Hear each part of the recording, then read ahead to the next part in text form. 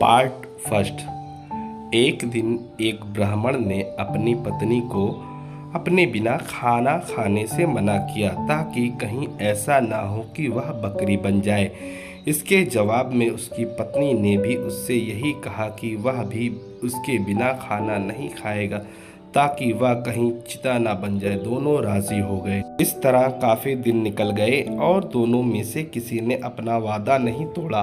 दोनों एक दूसरे के साथ ही खाना खाते थे। पर एक दिन उस ब्राह्मण की पत्नी ने अपने बच्चों को खाना देते समय उस खाने में से चखने के लिए एक नेवाला खुद का खाकर देख लिया। उस समय क्योंकि उसका पति वहाँ नहीं था, सो उसकी पत्नी तुरंत ही एक बकरी बन गई।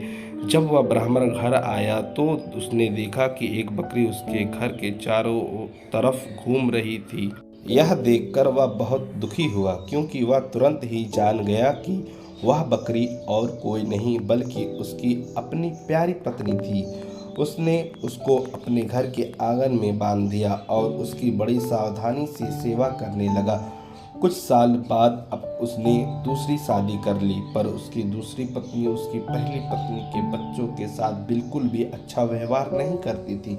वह तो उनको खाना भी बहुत कम देती थी। वे बच्चे बेचारे बहुत परेशान रहते थे। उनकी बकरी माँ ने उनकी शिकायतों को सुनती रहती, पर वह बेचारी भी कुछ नहीं कर सकती थी। उन बच्चों की माँ ने यह भी देखा कि उसके बच्चे दुबले होते जा रहे हैं, इसलिए एक दिन उसने अपने बच्चों में से एक बच्चे को अपने पास बुलाया और उससे दूसरे को भी यह बात चुपचाप बताने के लिए कहा कि जब भी उनको भूख लगे तो वो एक डंडी से उसके सींगों को मारे। ऐसा करने से उसके सींगों में से कुछ खाना निकल आएगा जिससे वो खा सकते थे। बच्चों ने ऐसा ही किया। जब भी उनको भूख लगती तो वो अपनी बकरी माँ के सींगों में डंडी मारते। इससे उनमें से कुछ खाना निकल आता और वो उसको खाकर अपना पेट भर लेते। इससे धीरे धीरे उनकी तंदुरुस्ती अच्छी होने लगी थी। पर यह तो उस सौतेली माँ की उम्मीदों के खिलाफ हो रहा था। उसके सौतेले बच्चे तो बजाय दुबले होने के और ज़्यादा तंदुरुस्त होते जा रहे थे, जबकि वह खुद उनको बहुत कम खाना देती थी।